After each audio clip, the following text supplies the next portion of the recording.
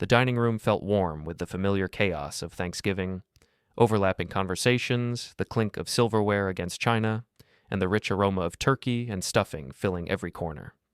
For a moment, everything seemed perfectly normal. Mom sat at the head of the table, her face brightened by the soft glow of candles, looking more vibrant than she had in months despite her ongoing treatment.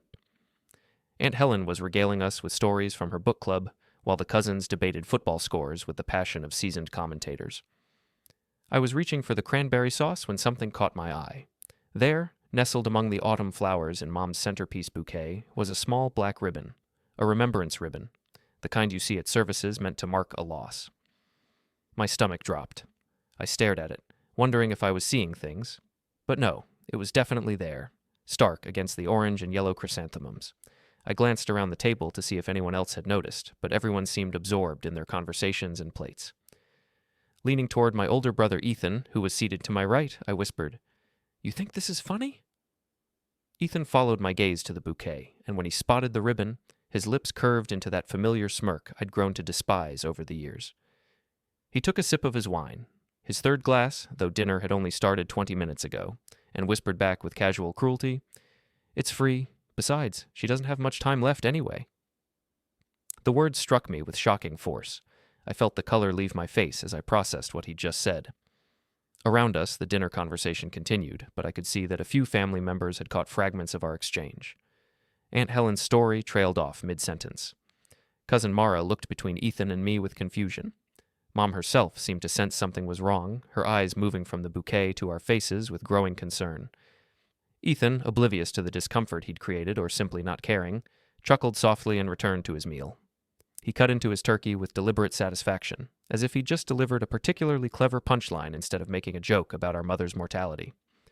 I sat there, fork suspended halfway to my mouth, watching him. This wasn't just poor taste or dark humor, this was something else entirely. This was Ethan testing the boundaries, seeing how much cruelty he could get away with in front of the family, using Mom's illness as material for his entertainment. "Ethan," I said quietly, trying to keep my voice level. "That's not—" "Oh, come on, Wilder," he interrupted, still wearing that smirk.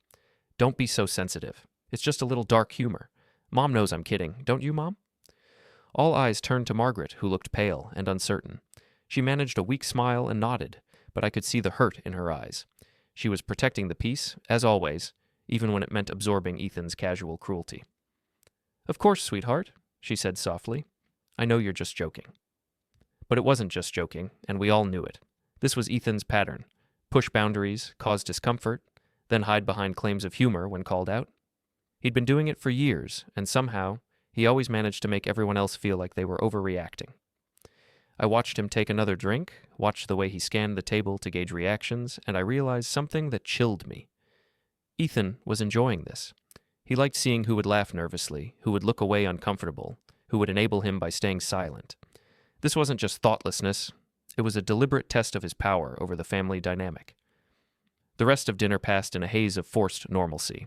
Conversations resumed, but there was an underlying tension now, a careful avoidance of anything that might set Ethan off again. I found myself studying him throughout the meal, noting how he dominated discussions, how he steered conversations back to himself, how he made subtle digs at other family members that were just ambiguous enough to maintain plausible deniability. When Aunt Helen mentioned her volunteer work at the hospital, Ethan commented, "Must be nice to have that much free time." When Cousin Drake talked about his promotion, Ethan said, "Some people get all the luck." Each comment was delivered with a smile, but the underlying resentment was unmistakable.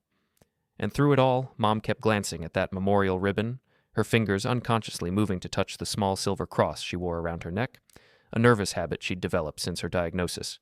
As the evening wound down and people began clearing dishes, I found myself in the kitchen hallway with Ethan. He was leaning against the counter, finishing another glass of wine, looking pleased with himself. "Good dinner," he said casually. Mom really outdid herself, considering. "Considering what?" I asked, though I dreaded the answer. "You know," he shrugged, "her condition, the treatments, how tired she's been.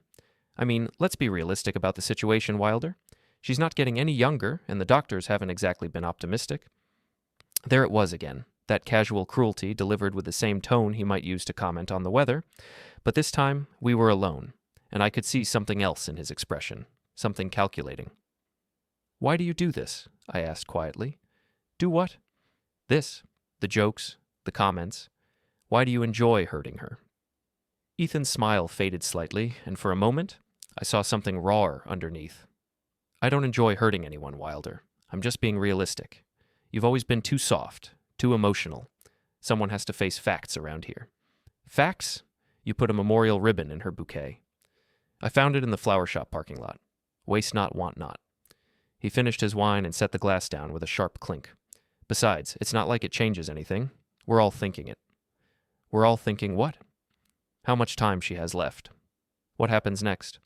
Who's going to take care of things when she can't anymore?" His eyes met mine with a directness that was unsettling. Who's going to make the important decisions? And there it was, the real issue. This wasn't just about dark humor or poor timing. This was about control. Ethan was positioning himself, testing the family's tolerance for his behavior, establishing dominance while Mom was vulnerable. I thought about all the times over the years when the family had enabled him. The missed job interviews blamed on stress, the drinking that everyone pretended wasn't a problem, the way conversations stopped when he entered a room, not out of respect, but out of wariness. How many times had we all walked on eggshells to avoid setting him off? "She's still alive, Ethan," I said finally. "No," he agreed, "but when that time comes, someone's going to need to step up. Someone's going to need to handle her affairs, make sure her wishes are respected, take care of the family business." He paused, letting the implications hang in the air. "I'm the oldest son, Wilder. That responsibility falls to me." The casual presumption in his voice was staggering. He wasn't just making jokes about Mom's mortality, he was already planning for it, already assuming control over decisions that weren't his to make. I let him enjoy that thought. I let him stand there in the kitchen hallway, wine-flushed and confident, believing he'd successfully established his dominance over the family dynamic. I let him think his cruelty had gone unchallenged, that his manipulation was working. But not for long. As I drove home that night, the memorial ribbon incident played over and over in my mind. But it wasn't an isolated event. It was just the latest in a decades-long pattern that I'd finally seen clearly for what it was. Ethan had always been the golden child, the firstborn who could do no wrong in our parents' eyes, even when he was clearly doing everything wrong. I remembered being 12 years old, watching Dad bail Ethan out of his first real trouble, a shoplifting charge that got dismissed because Dad knew someone who knew someone. Instead of consequences, Ethan got a lecture about making better choices and a new video game system for his birthday 2 weeks later. The pattern had continued through high school, college, and into his adult life. Failed classes were blamed on unfair professors. Lost jobs were always someone else's fault. Bad management, office politics, personality conflicts. His drinking wasn't a problem. It was just how he dealt with stress. His inability to maintain relationships wasn't about his behavior. It was because he hadn't found the right person yet. Meanwhile, I'd quietly built a successful software startup, bought my own house, maintained stable relationships, and generally lived a responsible adult life. But somehow, in family dynamics, my achievements were background noise while Ethan's failures became the center of attention that required everyone's energy and resources. I thought about last Christmas, when Ethan had shown up 3 hours late to dinner, clearly intoxicated, and spent the evening making increasingly inappropriate comments about various family members. When Mom had gently suggested he might want to slow down on the drinks, he'd exploded into a rant about how no one appreciated the stress he was under, how hard it was to find work in his field, how the family didn't support him enough. The evening had ended with Mom in tears, Dad trying to mediate, and Ethan storming out after helping himself to $200 from Mom's purse for gas money. The next day, Mom had called to ask if I thought she'd been too hard on him, if maybe she should apologize for bringing up his drinking. That was the dynamic. Ethan created chaos, hurt people, took what he wanted, and then somehow convinced everyone else that they were the problem. The rehabilitation attempts had followed the same pattern. Over the past 5 years, the family had funded 3 different treatment programs for Ethan. Each time, he'd agreed to go only after extracting maximum drama and concessions from everyone involved. Each time, he'd lasted just long enough to convince everyone he was making progress before finding a reason to leave early. The program wasn't right for him, the other patients were bad influences, the staff didn't understand his specific needs. Each time, he'd emerged with a new vocabulary of recovery terminology and a fresh set of excuses for why his previous failures weren't really his fault. And each time, the family had welcomed him back with relief and hope, grateful that he'd tried, and optimistic that maybe this time would be different. But it never was different, because Ethan had never faced real consequences for his actions. There was always someone to bail him out. always someone to make excuses for him, always a soft landing waiting when his latest scheme fell apart. I pulled into my driveway and sat in the car for a moment, engine ticking as it cooled, thinking about the look on his face when he'd made that joke about Mom's time being limited. There had been no shame there, no recognition that he'd crossed a line. If anything, he'd seemed pleased with himself, satisfied that he'd successfully shocked and manipulated the room. That's when I understood something crucial. Ethan wasn't just confident he could get away with his behavior. He was right to be confident. For 44 years, he'd been getting away with it. Every boundary he'd crossed, every person he'd hurt, every responsibility he'd shirked had ultimately been absorbed by the family system that prioritized peace over accountability. He'd learned that if he pushed hard enough, someone would eventually give him what he wanted just to make the conflict stop. He'd learned that his pain and anger were treated as more important than anyone else's comfort or well-being. He'd learned that being the squeaky wheel meant getting the oil every single time. But what struck me most was how he'd talked about taking over Mom's affairs when the time came. There had been an assumption there that chilled me, not just that he would be in charge, but that he deserved to be in charge, that his position as oldest son automatically granted him authority over decisions that would affect the entire family. I thought about Mom, who'd worked 2 jobs to put both of us through college. I thought about the small business she'd built and sold to fund her retirement, the careful financial planning she'd done, the detailed will and estate planning she'd completed just last year. I thought about her sitting at that dinner table tonight, looking at the memorial ribbon in her own bouquet, absorbing Ethan's cruelty and silence to keep the peace. She deserved better than having her final years overshadowed by Ethan's manipulation and her legacy managed by someone who'd already demonstrated complete disregard for her dignity and well-being. As I walked into my house, I found myself thinking about something my business mentor had told me years ago. The best way to predict future behavior is to look at past behavior unless the underlying incentives change. Ethan's underlying incentives had never changed. His bad behavior was consistently rewarded with attention, resources, and forgiveness. His manipulation worked because the family system was designed to accommodate it. He had no reason to change because change would mean giving up a position of power and privilege that he'd spent decades establishing. But incentives could be changed. Consequences could be restructured. The family dynamic that had enabled him for so long could be disrupted, but it would require someone to stop playing by the old rules. I opened my laptop and created a new folder on my desktop. I labeled it Options and began to research. I started with rehabilitation programs, but this time I wasn't looking for the kind of short-term, voluntary programs Ethan had attended before. I was looking for something different: long-term inpatient facilities with strict completion requirements, programs that didn't allow early departure without forfeiting all progress and benefits. I researched legal structures for conditional agreements, the kind of contracts that could make financial incentives contingent on specific, measurable outcomes.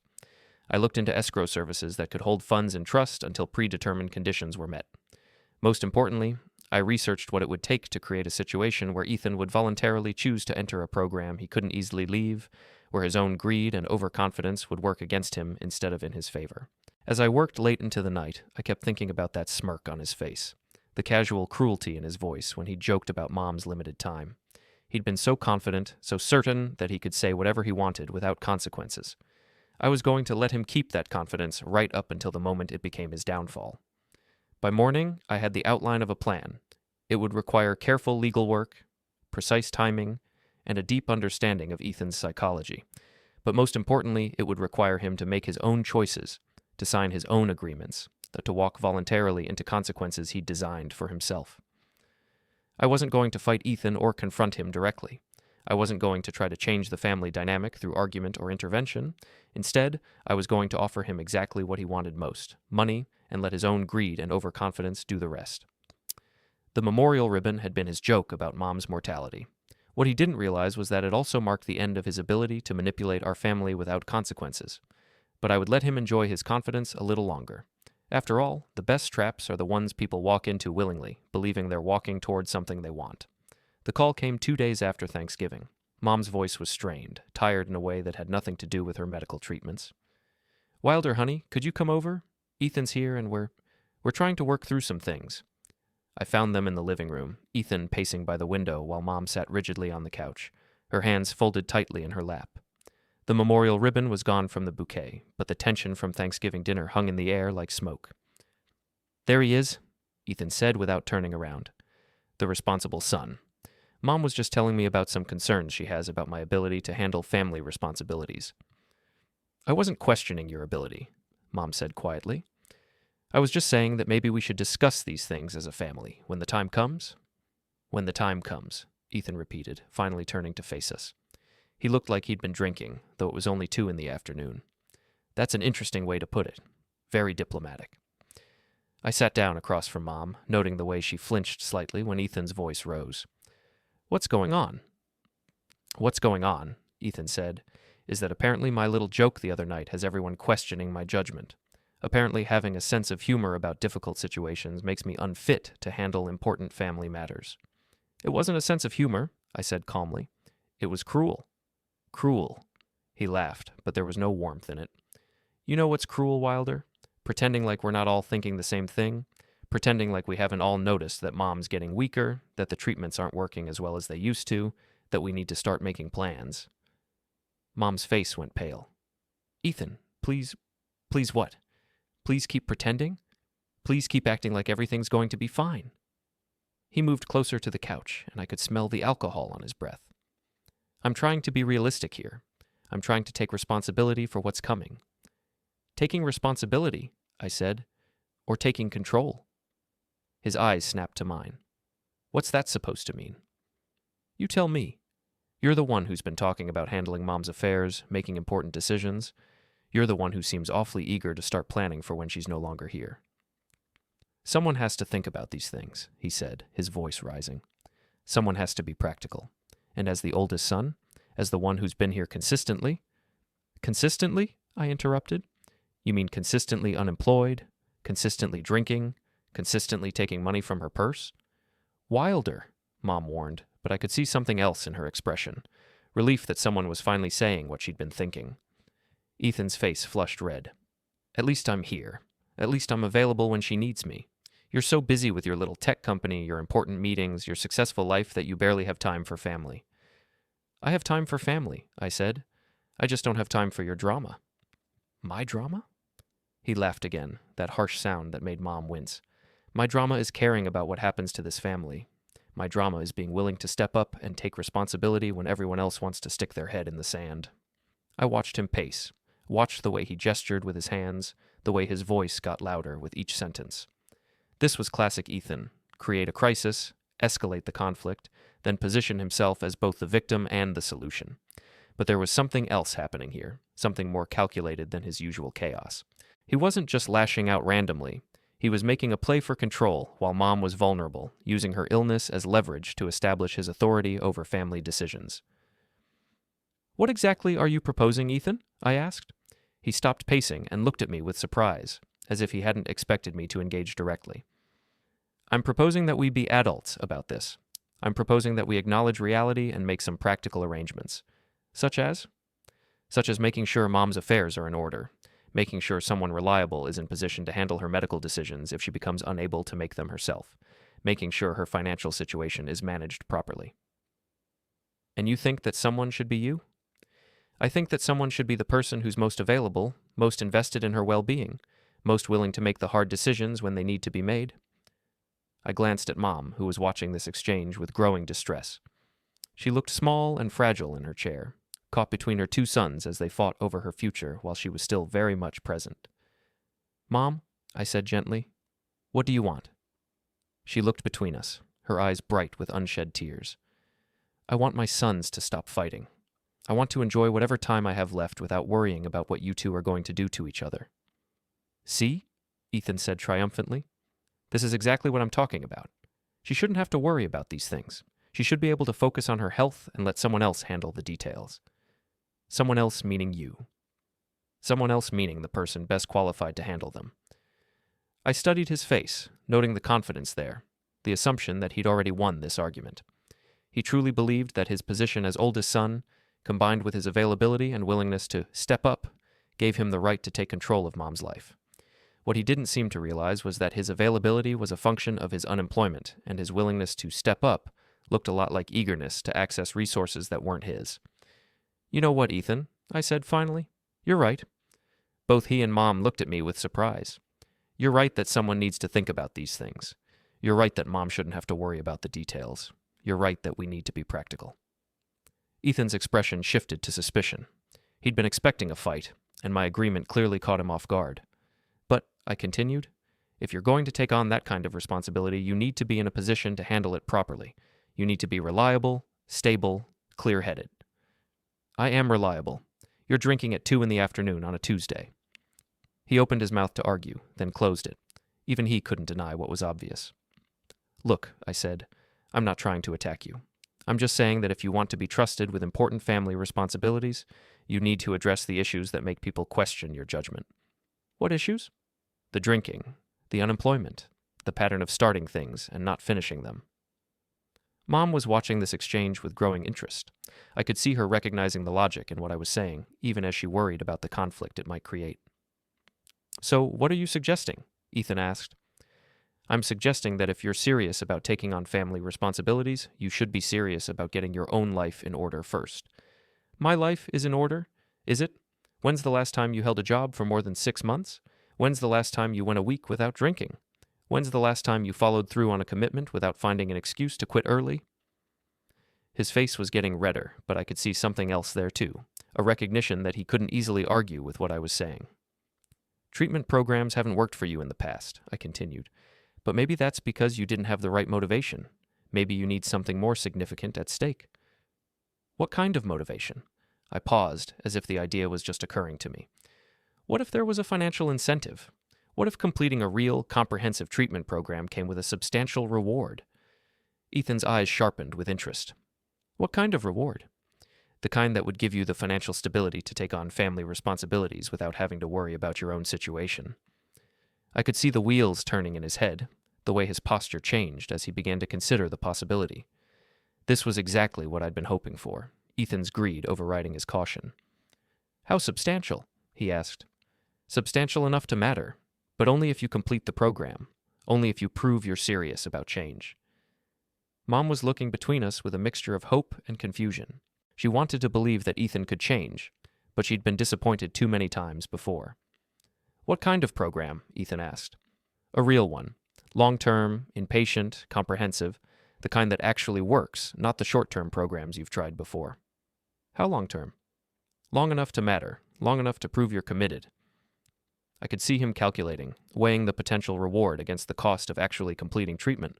His confidence was working against him. He was already assuming he could game whatever system I put in place, that he could find a way to get the reward without doing the real work. And if I complete this program, he said slowly, I get financial compensation, and I get recognition as the person best qualified to handle family responsibilities? If you complete the program and demonstrate real, lasting change, then yes, we can discuss family responsibilities. Ethan looked at Mom, who was watching him with cautious hope.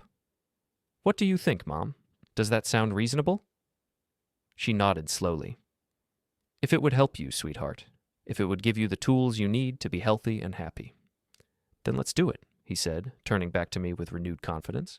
Set it up. Find the program, arrange the financing, whatever needs to happen. I'm ready to prove myself. I nodded, keeping my expression neutral. I'll make some calls, do some research. This isn't something to rush into. We want to make sure we find the right program, set up the right incentives. How long will that take? A few weeks, maybe a month. These things need to be done properly. As I drove home that afternoon, I thought about the look on Ethan's face when I'd mentioned financial incentives. The suspicion had vanished, replaced by eager calculation. He was already planning how to manipulate the situation to his advantage, how to get the maximum reward for the minimum effort. What he didn't realize was that I was planning too. And unlike his previous attempts at treatment, this time the incentives would be structured to work against his manipulative instincts, not in favor of them. I opened my laptop and pulled up the options folder I'd created. It was time to move from research to action, time to design a trap that would look like an opportunity right up until the moment it closed. Ethan wanted to be in control of the family's future. He wanted financial rewards without earning them. He wanted respect without being respectable. I was going to give him exactly what he thought he wanted, and let him discover the difference between what he thought he deserved and what he was actually willing to work for.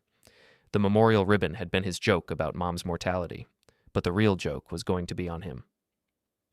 Dr. Patricia Reeves had been practicing addiction law for 15 years, and her office reflected the complexity of her work. Shelves lined with medical journals, legal texts, and case files, alongside softer touches like family photos and a small collection of recovery medallions from grateful clients. What you're describing, she said, reviewing the notes I'd provided, is essentially a conditional reward structure.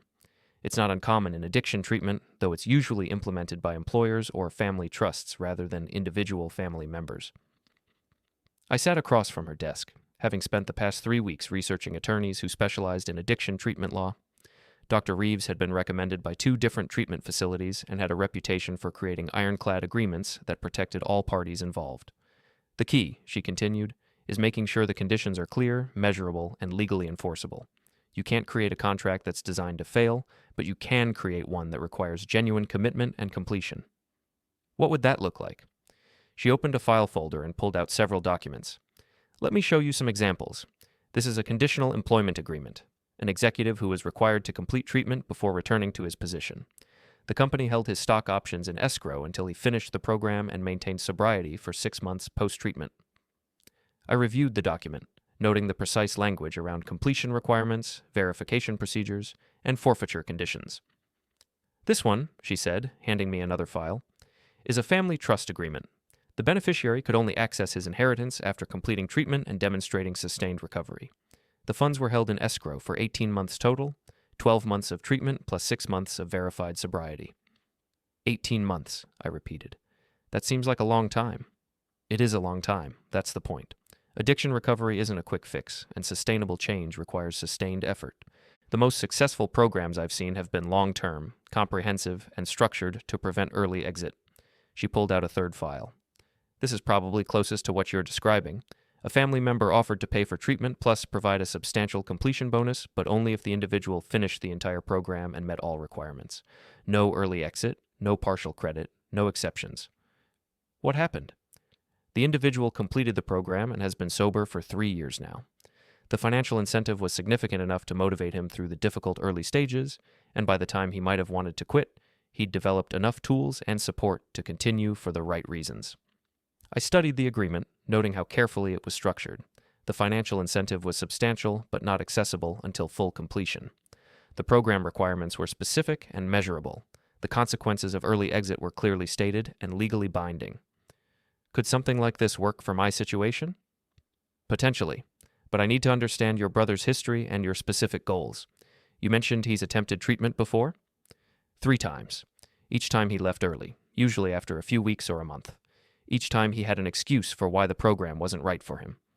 And each time, there were no real consequences for leaving early. None. If anything, the family was just relieved he'd tried. Dr. Reeves nodded. That's a common pattern. Without meaningful consequences, there's no incentive to push through the difficult parts of treatment. The path of least resistance is always to leave when things get uncomfortable. So how do we change that? By making completion more rewarding than quitting, and making quitting more costly than staying. But, she emphasized, this only works if the individual enters the agreement voluntarily, with full understanding of the terms. He'll enter voluntarily. He's already agreed to the basic concept. Good. Now, let's talk about program selection. Not all treatment facilities are equipped to handle this kind of conditional agreement. You need a program that's willing to enforce completion requirements, that has experience with long-term patients, and that can provide detailed progress reporting. She handed me a list of facilities. These are programs I've worked with before. They're all long-term residential facilities with strong completion rates and experience with conditional agreements.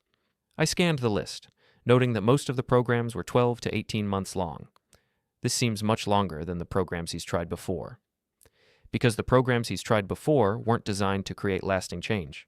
They were designed to provide short-term intervention and crisis stabilization. What you're looking for is comprehensive life restructuring. She pulled out a brochure for a facility called Clearwater Recovery Institute. This might be perfect for your situation. 12-month minimum program, highly structured, excellent success rates. They specialize in cases where previous treatment attempts have failed. I reviewed the brochure, noting the program's emphasis on accountability, personal responsibility, and long-term lifestyle change. The facility was located about 3 hours away, close enough for family contact but far enough to prevent easy escape. They're willing to work with conditional agreements? I asked. I've placed several clients there under similar arrangements. Dr. Martinez, the program director, understands that financial incentives can be powerful motivators when structured properly. What would the timeline look like? 12 months minimum, possibly extending to 18 months depending on individual progress. The agreement would specify that payment is contingent on full completion, with no partial payments for partial completion. And if he tries to leave early, he forfeits all financial benefits and would be responsible for any treatment costs incurred to that point. The escrow account would be released back to you, minus any expenses already paid to the facility. I thought about Ethan's pattern of starting things and not finishing them, his confidence that he could manipulate any system to his advantage. A 12-month commitment with no early exit option would be unlike anything he'd experienced before. What about family contact during treatment? Most long-term programs allow limited contact, usually supervised phone calls and occasional visits, but only after an initial stabilization period. The idea is to remove external pressures and distractions that might interfere with the treatment process. How long is the stabilization period? Typically 60 to 90 days. No outside contact except for emergencies. I thought about how this would affect Mom, who would worry about Ethan during that time, but I also thought about how peaceful those months might be for her, free from his manipulation and emotional chaos. Let's say he agrees to this, I said. What would the financial structure look like? That's up to you, but I'd recommend something substantial enough to motivate completion, but structured to prevent any access until full program completion. A common model is to have the family pay for treatment costs directly, with the completion bonus held in escrow. How substantial should the bonus be? Substantial enough to represent real financial security. For most people, that means enough to cover living expenses for 6 months to a year post-treatment, or enough to make a significant life change like relocating or starting a business. I thought about Ethan's financial situation. Unemployed, living in a rented room, dependent on family handouts. A completion bonus of $50,000 or $75,000 would represent more money than he'd ever had access to at one time. And this would all be legally binding? Completely. Once he signs the agreement and enters treatment, the terms are enforceable. He can't change his mind halfway through and demand early payment. He can't claim the agreement was unfair or that he didn't understand the terms. What if he tries to get family members to pressure me to release the funds early? The agreement can include provisions preventing that. The funds would be held in escrow by a third party, releasable only upon verification of full program completion. Even if you wanted to release them early, you couldn't. That was perfect. It would prevent Ethan from using his usual manipulation tactics on Mom or other family members, because even if they wanted to help him, the money would be legally inaccessible until he completed the program. How long would it take to set this up? 2 to 3 weeks for the legal documents, assuming we can coordinate with the treatment facility. The escrow account can be established quickly once the agreements are signed. And you're confident this approach can work? Dr. Reeves leaned back in her chair. I'm confident that it creates the right incentive structure. Whether it works depends entirely on your brother's willingness to do the work. But based on what you've told me about his previous patterns, this might be the first time he's faced real consequences for quitting and real rewards for completing something difficult. As I left her office, I felt a mixture of anticipation and nervous energy. The plan was taking shape, becoming real and concrete. Within a month, I could have a legally binding agreement that would either motivate Ethan to complete meaningful treatment or expose his unwillingness to work for what he claimed to want. Either outcome would be better than the current situation, where his manipulation and threats went unchallenged and Mom continued to absorb his emotional abuse in the name of keeping peace. I called Clearwater Recovery Institute from my car and scheduled a consultation for the following week. Dr. Martinez was available to discuss conditional admission arrangements and could provide a detailed program overview. The next call was to my bank's trust services department. They could establish an escrow account within days of receiving the signed agreements, ensuring that the funds would be secure and inaccessible until the specified conditions were met. By the time I got home, I had appointments scheduled with the treatment facility, the bank, and Dr. Reeves for final document review. The timeline was aggressive but manageable. I could have everything in place within 3 weeks. The hardest part would be presenting the opportunity to Ethan in a way that triggered his greed without raising his suspicions. But I was counting on his overconfidence to work in my favor. He'd been manipulating family systems for so long that he probably couldn't imagine a situation where someone else was manipulating him. That evening, I called Mom to check on how she was feeling and to let her know that I was making progress on the treatment arrangement for Ethan. How is he doing? I asked. He's been calling every day, asking about when you'll have everything set up. He seems excited about it, which is encouraging. Excited was probably the right word. Ethan was undoubtedly excited about the financial reward, confident that he could game the system to get paid without doing the real work. He was probably already spending the money in his mind, planning what he'd do with his newfound financial security. "I'm meeting with the treatment facility next week," I told her. "Once I have all the details worked out, we can sit down with Ethan and go over everything." "Do you really think this will work, Wilder? Do you think he'll actually complete the program this time?" I thought about the question carefully. Did I think Ethan would complete 12 months of intensive treatment? Honestly, no. I thought he'd go into it confident he could manipulate his way out early, and I thought he'd discover that the program was designed to prevent exactly that kind of manipulation. But maybe I'd be wrong. Maybe the financial incentive would be strong enough to keep him there long enough for the treatment to actually work. Maybe 12 months away from alcohol and family drama would give him the tools he needed to become a better person. Either way, Mom would get months of peace, Ethan would face real consequences for his choices, and the family would finally have a clear answer about whether he was capable of change or just capable of making promises he had no intention of keeping. "I think," I told her, "that this will give him the best chance he's ever had to succeed. And if he doesn't succeed, at least we'll know we tried everything." "That's all we can do," she said softly. "Try everything and hope for the best." After we hung up, I sat in my home office looking at the research I'd compiled over the past month. Treatment facilities, legal agreements, escrow services, completion statistics. It was all there, ready to be assembled into an opportunity that would look irresistible to someone like Ethan. The memorial ribbon had been his joke about Mom's mortality. But the real joke was going to be watching him voluntarily sign an agreement that would either force him to change or expose his unwillingness to do so. I opened a new document on my computer and began drafting the presentation I'd give to Ethan when everything was ready. It needed to emphasize the financial opportunity while downplaying the difficulty of the program. It needed to trigger his greed while stroking his ego. Most importantly, it needed to make him believe that he was getting exactly what he wanted, right up until the moment he realized what he'd actually signed up for. 3 weeks later, I sat in Mom's living room with a folder full of documents, watching Ethan pace excitedly as I explained the opportunity I'd arranged for him. "So, let me make sure I understand this correctly," he said, unable to contain his enthusiasm. "I complete this treatment program and I get $75,000? "That's correct. The money is already in escrow. I can show you the bank statements. It's there, waiting for you, contingent only on program completion." Ethan's eyes lit up as I handed him the escrow documentation. $75,000 was more money than he'd ever had access to at one time, enough to completely change his financial situation. "And this program is how long?" 12 months minimum, possibly extending to 15 months depending on individual progress. It's comprehensive, not just addiction treatment, but life skills, job training, financial planning, the whole package. 12 months, he repeated, and I could see him calculating. That seems like a long time. "It's a serious program for serious change," I said. "The kind of program that actually works, not the short-term programs you've tried before. Dr. Martinez at Clearwater has a 90% success rate for people who complete the full program." Mom was sitting quietly on the couch, watching this exchange with cautious hope. We'd discussed the plan privately, and while she had concerns about the length of the program, she was desperate enough to try anything that might help Ethan. "And the money is guaranteed?" Ethan asked. "As long as I complete the program?" "Completely guaranteed. It's in a legal escrow account managed by a third party. I can't touch it, you can't touch it, nobody can touch it until you successfully complete treatment." I handed him the escrow agreement, watching as his eyes scanned the dollar amounts in legal language. He was clearly impressed by the official nature of the documentation, the bank letterhead, the formal legal structure. "This is incredible, Wilder. I mean, this is exactly the kind of opportunity I've been waiting for, the kind of chance to really turn my life around." "I'm glad you're excited about it. But Ethan, I want to make sure you understand what you're committing to. This isn't like the other programs you've tried. You can't leave early if you decide you don't like it.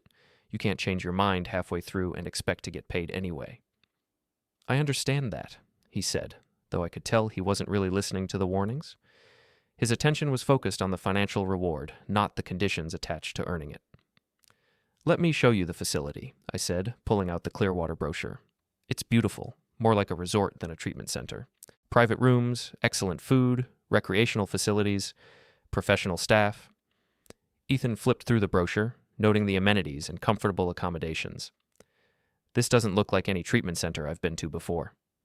"That's because it's a premium facility, the kind of place that produces real results because they can afford to do things right." What I didn't emphasize was that Clearwater's luxury accommodations came with correspondingly strict rules and supervision. The comfortable setting was designed to make long-term treatment more tolerable, not to make it easier to leave. "When could I start?" he asked. "They have an opening next month. But Ethan, before you commit to this, I want you to really think about what you're signing up for. 12 months is a long time to be away from family, away from your normal life. My normal life isn't exactly working out for me, he said with a laugh. Besides, 12 months isn't that long when there's $75,000 waiting at the end. I could see Mom's expression shift slightly at his casual dismissal of being away from family for a year. She was realizing that Ethan was viewing this primarily as a financial opportunity, not as a chance to address his problems or strengthen family relationships. There are some other conditions we should discuss, I said, pulling out the treatment agreement. Limited family contact during the first 90 days, no outside financial support during treatment, mandatory participation in all program components. What do you mean, no outside financial support? You can't ask family for money while you're in treatment. The program provides everything you need, and the whole point is to break patterns of financial dependence. Ethan frowned slightly. What if there's an emergency? The facility handles emergencies. You won't need money for anything during treatment. I could see him processing this restriction, probably thinking about all the times he'd called family members for emergency financial help. But the prospect of $75,000 at the end seemed to outweigh his concerns about temporary financial independence. And the limited family contact? Phone calls twice a week after the first month, supervised visits after 90 days. It's designed to help you focus on treatment without outside distractions. That seems reasonable, he said, though I noticed he didn't look at Mom when he said it. 3 months without being able to manipulate family members for money or sympathy would be the longest stretch of independence he'd experienced in years. There's one more thing, I said. If you leave the program early for any reason, you forfeit all financial benefits. Not just the completion bonus, but you'd also be responsible for paying back any treatment costs incurred up to that point. How much would that be? The program costs about $8,000 per month, so if you left after 6 months, you'd owe $48,000 and forfeit the $75,000 bonus. Ethan's eyes widened. That's a lot of money. It's designed to ensure that people are serious about completion. The facility has found that financial consequences are the most effective way to prevent early dropout. I watched him calculate the numbers, seeing his confidence waver slightly as he realized the financial risk involved. But then I saw something else, the return of his familiar overconfidence, the assumption that he could game the system if needed. Well, he said finally, I guess I'll just have to make sure I complete the program. Are you sure about this, Ethan? Mom asked quietly. It's a big commitment. Mom, this is the opportunity I've been waiting for. Wilder's offering me a chance to get clean, get my life together, and come out financially secure. How could I say no to that? I handed him the intake forms and legal agreements. These need to be signed and notarized before admission. Take your time reading through everything. But Ethan was already scanning the documents quickly, clearly more interested in signing than in reading. This was exactly what I'd expected. His eagerness to access the financial reward would override his caution about the conditions. This all looks standard, he said after a few minutes. Where do I sign? Ethan, I said, I really think you should read through everything carefully. These are legally binding agreements.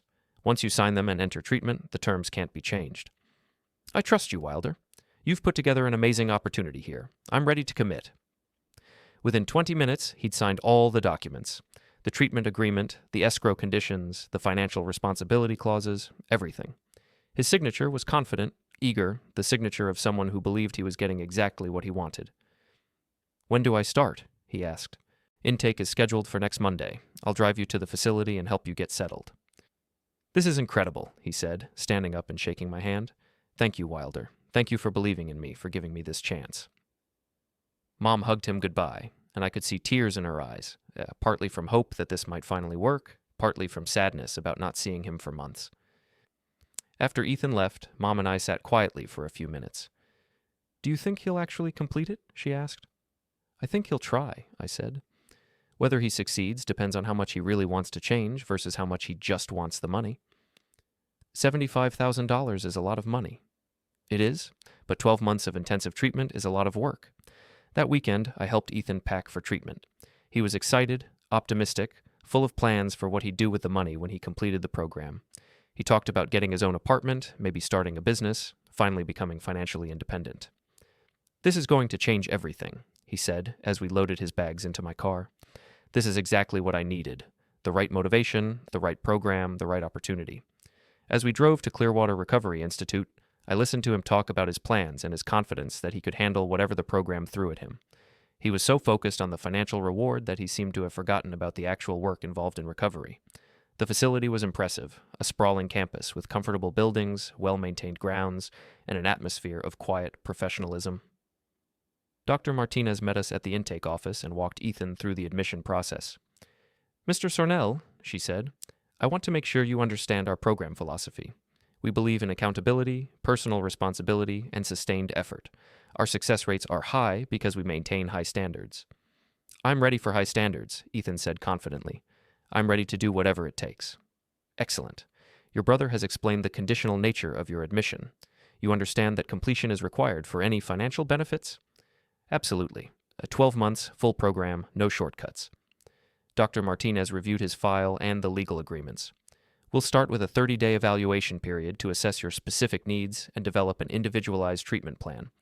During this time, you'll have no outside contact except for emergencies." "That's fine," Ethan said, though I noticed his confidence falter slightly at the mention of no outside contact. "After the evaluation period, you'll begin the main treatment program. This includes individual therapy, group therapy, life skills training, job preparation, and community service. Participation in all components is mandatory." "Community service?" "Yes. We believe that recovery involves learning to contribute to something larger than yourself. You'll be assigned to various service projects throughout your treatment." Ethan nodded, though I could see him processing this information with less enthusiasm than he'd shown for the financial aspects of the program. "Any questions before we complete intake?" Dr. Martinez asked. "Just one," Ethan said. "The $75,000, that's guaranteed as long as I complete everything?" "That's between you and your family," she said. "Our job is to provide treatment and verify completion to the escrow service. The financial arrangements are handled by your attorney." Within an hour, Ethan was officially admitted to Clearwater Recovery Institute. I watched him walk through the doors of the residential wing, still confident, still focused on the reward waiting for him at the end. As I drove home, I thought about the look on his face when he'd signed the agreements. Eager, greedy, certain that he was getting exactly what he wanted. He'd been so focused on the money that he'd barely paid attention to the conditions attached to earning it. 12 months of intensive treatment with no escape clause and no outside financial support, no family manipulation, no early exit strategies, no shortcuts to the reward he was chasing. For the first time in years, Ethan would have to actually complete something difficult to get what he wanted.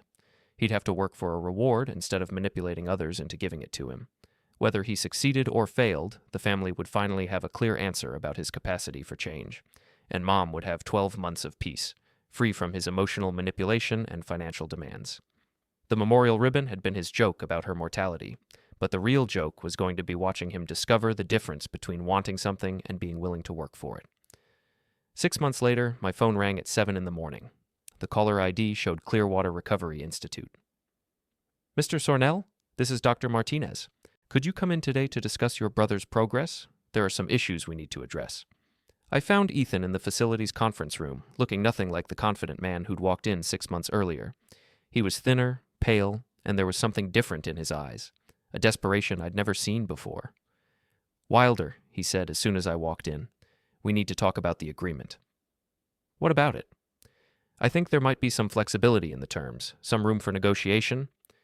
Dr. Martinez sat across from us with a thick file. "Your brother has been requesting early discharge for the past month. He seems to believe that 6 months of treatment should qualify him for partial financial benefits." "That's not how the agreement works," I said, looking directly at Ethan. "You know that. Full completion or nothing." "But 6 months is significant progress," Ethan argued. "I've been clean for 6 months, I've participated in all the programs, I've done everything they've asked." "For 6 months," I agreed. "The agreement specifies 12 months minimum." "Come on, Wilder, be reasonable. I've proven I can do this. I've shown I'm committed to change. Surely that's worth something." I could see the familiar patterns emerging, the manipulation, the attempt to renegotiate terms after the fact, the expectation that his partial effort should be rewarded. But this time, there was something else. Genuine desperation. "Dr. Martinez," I said, "how has his progress been?" "Clinically, he's made significant improvements. He's been sober for 6 months, he's engaged in therapy, he's completed the educational components of our program. But," I could hear the unspoken reservation in her voice, "but he's been increasingly focused on the financial reward rather than the personal growth aspects of recovery. He talks constantly about the money waiting for him, makes detailed plans for how he'll spend it, counts down the days until discharge. That doesn't sound like someone who's internalized the principles of recovery, I said. No, it doesn't. And frankly, his recent requests for early discharge suggest that his motivation hasn't shifted from external rewards to internal commitment. Ethan's face flushed. That's not fair. Of course I'm thinking about the money. It's my motivation for being here. That was the whole point of the agreement. The point of the agreement, I said, was to provide motivation for you to complete a full treatment program, not to give you partial credit for partial effort. But 12 months is a long time, Wilder. I've been away from family, away from my life, away from everything for 6 months already. And you have 6 months left. What if I don't want to stay 6 more months? Then you leave, forfeit the financial benefits, and owe the facility for the treatment costs incurred so far. Ethan's eyes widened. $48,000. That's what you agreed to. For the first time since I'd known him, Ethan looked genuinely trapped. He couldn't afford to leave. The financial penalty would bankrupt him. But staying meant 6 more months of intensive treatment, 6 more months without the freedom to manipulate family members or access external resources. This is insane, he said. You've essentially imprisoned me here. You imprisoned yourself, I replied. You signed the agreements voluntarily. You walked in here voluntarily. You can leave voluntarily anytime you want. You just can't leave without consequences. Dr. Martinez leaned forward. Ethan, I want to be clear about something. This kind of resistance is normal at the 6-month mark. Most people experience what we call the halfway crisis. They've been here long enough to feel like they have made progress, but not long enough to have truly internalized the changes. So this is just a phase? Ethan asked hopefully. It's a crucial phase. How you handle the next few months will determine whether your recovery is sustainable or whether you'll relapse into old patterns once external structure is removed. What are my options? He asked. You have 2 options, she said. Complete the program and earn the benefits you were promised, or leave early and face the financial consequences. There are no other alternatives. Ethan turned to me with a look I'd never seen before, genuine pleading. Wilder, please. Can't we modify the agreement? Can't we find some middle ground? The agreement can't be modified, I said. Even if I wanted to change it, the money is held in legal escrow. It can only be released upon verification of full program completion. So you couldn't give me the money early, even if you wanted to. That's correct. I watched him process this information, seeing the moment when he realized that his usual manipulation tactics were completely useless. There was no family member to guilt, no authority figure to charm, no system to game. The money was legally inaccessible until he met the specified conditions. How long exactly do I have left? He asked Dr. Martinez. She consulted his file. 6 months and 2 weeks minimum. Possibly longer if your treatment team determines you need additional time to meet program objectives. Longer? Ethan's voice cracked slightly. The 12-month timeline is a minimum, not a maximum. Discharge is contingent on meeting specific recovery milestones, not just serving time. This was clearly news to Ethan. He'd been thinking of the program as a 12-month sentence to endure, not as a results-based process that might require additional time. What milestones? He asked. Demonstrated emotional stability, sustainable coping mechanisms, realistic life planning, and evidence of internalized motivation for sobriety. Your treatment team evaluates these factors monthly. And if I don't meet them in 12 months? Then you continue treatment until you do. Ethan looked between Dr. Martinez and me, and I could see him calculating. The financial penalty for leaving early was devastating. The uncertainty about discharge timing was terrifying. But staying meant continuing to do actual work on himself, continuing to face uncomfortable truths about his behavior and choices. I need to think about this, he said finally. Take all the time you need, Dr. Martinez said, but understand that thinking about it won't change your options. You can complete the program and earn your reward, or you can leave and face the consequences. Those are your only choices. After Dr. Martinez left us alone, Ethan and I sat in silence for several minutes. When he finally spoke, his voice was different, smaller, less confident than I'd ever heard it. You planned this, didn't you? He said. You designed this whole thing to trap me here. I designed it to give you an opportunity to change, I said. Whether that feels like a trap depends on whether you actually want to change or just want the money. Of course I want the money. That's why I'm here. And that's exactly the problem. He looked at me with confusion. What do you mean? Ethan, you've been here 6 months, and you're still thinking about this as a transaction. You do the time, you get the money. You haven't internalized any of the principles they're trying to teach you. I've been sober for 6 months. Because you've been in a controlled environment with no access to alcohol. What happens when you leave here? What happens when you face stress or disappointment or boredom? I'll handle it. How? What tools do you have now that you didn't have before? He opened his mouth to answer, then closed it. I could see him searching for a response and coming up empty. That's what the next 6 months are for, I said. To develop those tools, to practice using them, to build the internal motivation that will keep you sober when external motivation isn't enough. And if I can't do that, then you'll leave here with $75,000 and be drunk again within a year, and Mom will have to watch you destroy yourself all over again. The mention of Mom seemed to hit him differently than my other arguments. For the first time in our conversation, he looked genuinely thoughtful rather than just calculating. How is she? He asked. She's doing well. The treatments are helping, and she's been more relaxed without having to worry about your crises. She's been more relaxed without me, he said, and there was something almost like insight in his voice. Yes. We sat in silence again. I could see him struggling with concepts that were probably new to him, the idea that his presence in people's lives might be harmful rather than helpful, that his family might be better off without his chaos and manipulation. The money will still be there in 6 months, he asked finally. If you complete the program, yes, every penny. And if I leave now? You'll owe $48,000 and forfeit the $75,000, net loss of $123,000. He winced at the number. That's more money than I've ever seen in my life. Yes. And there's really no way to negotiate early release? None. And no guarantee that I'll be discharged in exactly 6 months? No guarantee. It depends on your progress. Ethan put his head in his hands. I feel like I'm going crazy in here. The routine, the constant supervision, the therapy sessions where they want me to talk about my feelings all the time. That's the point, I said. You're learning to tolerate discomfort without escaping into alcohol or manipulation. You're learning to sit with difficult emotions instead of acting them out on other people. It's hard? Yes. Harder than I thought it would be. Most worthwhile things are? He looked up at me, and for a moment, I saw something I'd never seen in his eyes before. Genuine vulnerability, without the calculation that usually accompanied his emotional displays. Do you think I can do it? He asked. Do you think I can actually complete this program? It was the first time he'd ever asked me for an honest assessment, rather than for reassurance or enabling. It was the first time he'd seemed genuinely interested in my opinion, rather than just trying to manipulate my response. I think you can, I said. But only if you stop thinking about this as something you're enduring to get paid and start thinking about it as something you're doing to become a better person. And if I can't make that shift? Then you'll probably find a way to sabotage yourself before the 12 months are up. You'll create some crisis or conflict that gives you an excuse to leave, and you'll convince yourself that it wasn't your fault. He nodded slowly. That sounds like something I would do.